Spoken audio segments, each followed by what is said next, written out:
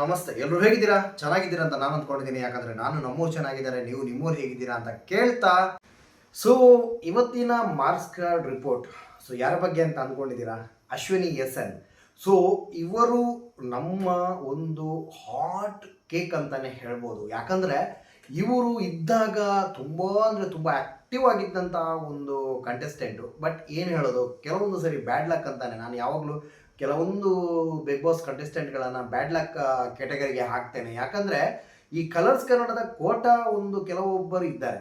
ಅವರನ್ನು ಕಂಪೇರ್ ಮಾಡಿದಾಗ Ashwini S N ಹಾಗೂ ಅಶ್ವಿನಿ ಗೌಡ ಅವರ ಫೈಟ್ ಇತ್ತಲ್ಲ, ಅದು ಇಲ್ಲಿ ಎಲ್ಲೋ ಒಂದು ಕಡೆ ಹೈಲೈಟ್ ಆಗಿತ್ತು. ಬಟ್ ಬ್ಯಾಡ್ ಲಕ್, ಇನ್ನೊಂದು ಸರಿ ನಾನು ಹೇಳ್ತೇನೆ, ಬ್ಯಾಡ್ ಲಕ್ ಅವರು ಬಂದರು. ಅವರು ಬರೋಕ್ಕೆ ಒಂದು ಕಾರಣ ಮೇ ಬಿ ಮಂಜು ಭಾಷಿಣಿ ಆಗಿರ್ಬೋದು, ಇಲ್ಲಿ ಒಂದು ಸ್ವಲ್ಪ ಬಿಗ್ ಬಾಸ್ ಆಗಿರ್ಬೋದು, ಅಥವಾ ನಮ್ಮ ಕಲರ್ಸ್ ಕನ್ನಡ ಒಂದು ಇಲ್ಲಿ ಗೇಮ್ ಆಡಿತು ಅಂತಲೇ ಹೇಳ್ಬೋದು. ಯಾಕಂದರೆ ಜಂಟಿಗಳಲ್ಲಿ ಅಮಿತ್ ಹಾಗೂ ಕರಿಬಸ ಮಂಜು ಭಾಷಿಣಿ ಮತ್ತು ಅಶ್ವಿನಿ ಎಸ್ ಎನ್ ಅವರನ್ನು ಕರೆಸಿದಾಗ ಉಳಿದವರು ಅಲ್ಲಿ ಸ್ವಲ್ಪ ಒಂದು ಏನಾದರೂ ಒಂದು ಆ ಕಡೆ ಈ ಕಡೆ ಮಾಡ್ಬೋದಿತ್ತು, ಜಂಟಿ ಒಂಟಿ ಅಂತ ಹೇಳಿಬಿಟ್ಟು. ಅವರು 4 ಜನರಲ್ಲಿ ಮೇ ಬಿ ಕರಿಬಸಪ್ಪ ಮತ್ತು ಮಂಜು ಭಾಷಿಣಿ ಅವರನ್ನು ನಾನು ಏನು ಹೇಳಲ್ಲ, ಅವರ ಆಟಕ್ಕೆ ತಕ್ಕಾಗಿ ಅವರು ಹೊರಗಡೆ ಬಂದರು. ಉಳಿದಂತೆ ಅಶ್ವಿನಿ ಎಸ್ ಎನ್ ಹಾಗೂ ನಮ್ಮ ಆರ್ ಜೆ ಅಮಿತ್ ಅವರು ಅಲ್ಲಿ ಇರಬೇಕಿತ್ತು. ಎಲ್ಲೋ ಒಂದು ಕಡೆ ಗೇಮ್ ಚೇಂಜ್ ಇತ್ತು ಅಂತ ನನ್ನ ಒಂದು ಅನಿಸಿಕೆ.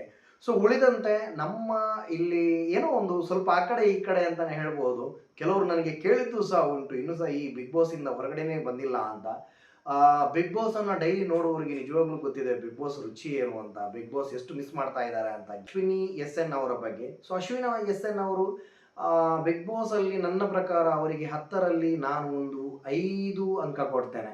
ಎಲ್ಲೋ ಒಂದು ಕಡೆ ಅವರು ಇರಬೇಕಿತ್ತು, ಅವರ ಬ್ಯಾಡ್ ಲಕ್ಕಿಂದ ಅವರು ಹೊರಗಡೆ ಬಂದರು. ಸೊ ಗೊತ್ತಿಲ್ಲ, ಅವರು ಇವಾಗ ಬಂದಮೇಲೆ ಅವರು ಕಾಣ್ತಾನೂ ಇಲ್ಲ ಹೊರಗಡೆ. ಫೈನಲಲ್ಲೂ ಕೂಡ ಸ್ವಲ್ಪ ಅಲ್ಲಿ ಈ ಕಡೆ ಈ ಕಡೆ ಆ ಕಡೆ ಆಯಿತು, ಗೊತ್ತಿಲ್ಲ. ನೆಕ್ಸ್ಟ್ ವಿಡಿಯೋ ಜೊತೆ ಮತ್ತೆ ಸಿಗೋಣ ಅಂತ ಹೇಳ್ತಾ ಟೇಕ್ ಕೇರ್, ಬಾಯ್ ಬಾಯ್.